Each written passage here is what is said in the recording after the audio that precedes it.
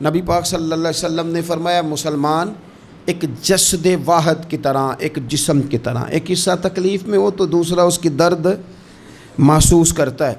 انسان کے وجود کے اندر سب سے قیمتی اس کا دماغ ہوتا ہے، اسی سے سوچتا ہے، اسی سے وہ عمل کرتا ہے، اسی سے منصوبہ بندی کرتا ہے، اسی سے وہ مومن ہوتا ہے، اسی سے معاذ اللہ کافر ہوتا ہے۔ اور وجود کے اندر جس کو درجے کے لحاظ سے بولنے میں بعض اوقات کم درجہ سمجھا جاتا ہے وہ پیر ہوتے ہیں۔ اور تو میری ٹھوکر کے بھی قابل نہیں، میں تجھے جوتے کی نوک پہ، پیر کی نوک پہ بھی نہیں سمجھتا۔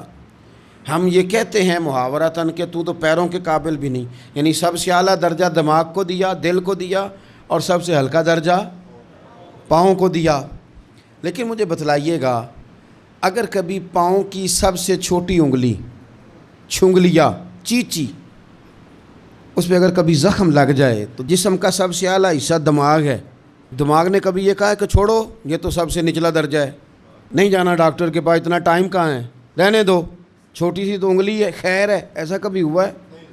دماغ فوراً کہتا ہے کہ باقی کام بعد میں کریں گے، پہلے ڈاکٹر کا پتہ کرو، اس کو مرہم پٹی کراؤ، کیونکہ اسے پتہ ہے کہ اگر یہاں درد رہی تو باقی جسم میں بھی درد رہے گی۔ اور یہ بھی پتہ ہے دماغ کو کہ اگر میں نے یہاں علاج نہ کرایا انگلی کا تو کہیں پیر بھی سارا زخمی نہ ہو جائے، اور اگر پیر کا علاج نہ کرایا تو ٹانگیں اور باقی وجود تک بھی زخم نہ آ جائے۔ لہذا دماغ جلدی فیصلہ کرتا ہے، ٹیسٹ کرانے کا، چیک اپ کرانے کا، دوائی لینے کا، مرہم پٹی کا۔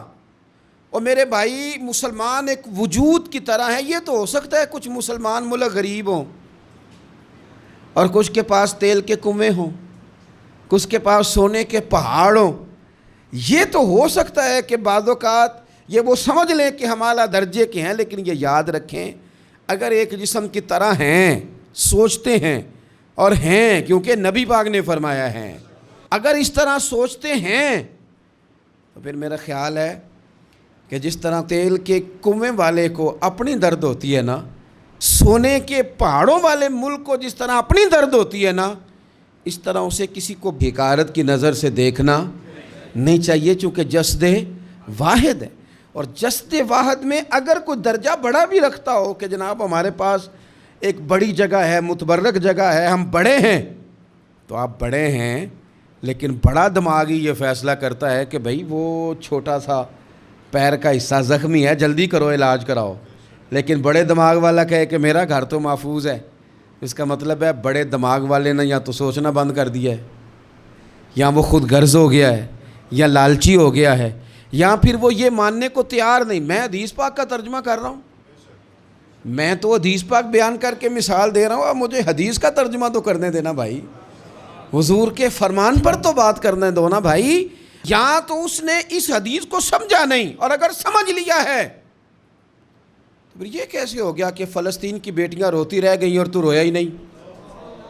اگر تو جسد واحد تھا تو جس طرح تیری بیٹی روئے تو روتا ہے، اس طرح تجھے فلسطین کی بیٹی کے رونے پر بھی رونا چاہیے تھا، پھر تجھے فلسطین کی بہن کے رونے پر بھی رونا چاہیے تھا۔ یہ کیا بات ہوئی؟ ہم نے نا کسی کو چھوٹا سمجھا، کسی کو حقیر سمجھا، اور بھائی یہ تیرا خیال ہے کہ فلانا فلاں ہے اور فلانا فلاں ہے۔ اقبال کہتے ہیں اپنی ملت پر قیاس اقوام مغرب سے نہ کر، خاص ہے ترکیب میں قوم رسول ہاشمی، تو نبی پاک کی قوم ہے۔ بحثیت مسلمان سوچے مسلمان۔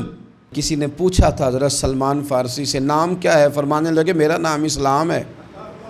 کہا آپ کے والد کا نام؟ فرمایا اسلام۔ کہا دادا کا نام اسلام۔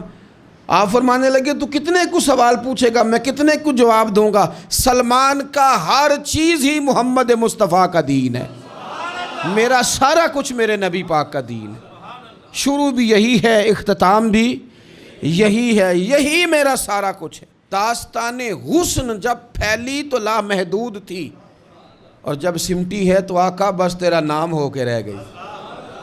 بس ہم اتنے کہ ہم حضور کے غلام ہیں۔ تو مسلمان ہو کے سوچیں، بحیثیت مسلم کی اپنی ذمہ داریوں کا احساس کریں۔ اقبال نے کہا تھا میری زندگی کا مقصد تیرے دین کی سرفرازی، میری زندگی کا مقصد تیرے دین کی، میری زندگی کا مقصد تیرے دین کی سرفراز، میری زندگی کا مقصد تیرے دین کی سرفرازی، میری زندگی کا مقصد تیرے دین یا رسول اللہ، میری زندگی کا مقصد تیرے دین کی سرفرازی، میں اسی لیے مسلمان، میں اسی لیے نمازی، میں اسی لیے مسلمان، میں اس کے لیے کام کس طرح کریں، جد و جہد کس طرح کریں؟ تو ہمیں کہا گیا قوت عشق سے ہر پست کو بالا کر دے اور دہر میں اس میں محمد سے اجالا کر دے، دہر میں اس میں محمد سے اجالا کر دے۔ اقبال سے پوچھا، اقبال اس کام میں مدد کیسے ملے گی، کس طرح آگے بڑھیں گے؟ تو اس نے کہا بازو تیرا توحید کی قوت سے قوی ہے، اللہ تیری مدد کرے گا، تم موحد ہے، رب کو ماننے والا ہے، بازو تیرا توحید کی قوت سے قوی ہے، اسلام تیرا دیس ہے، کیونکہ تو مصطفی ہے، تو مصطفیٰ کریم کا ماننے والا ہے، تیری مدد ہوگی ہر میدان میں۔